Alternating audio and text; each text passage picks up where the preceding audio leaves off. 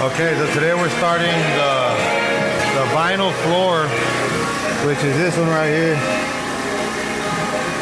I'll get a closer look for y'all right now. It'll be done here in this room.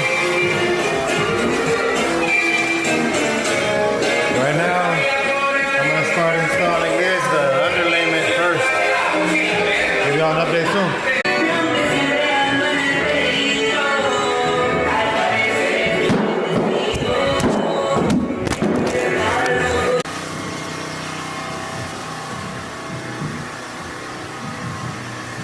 Now all we gotta do is do these edges.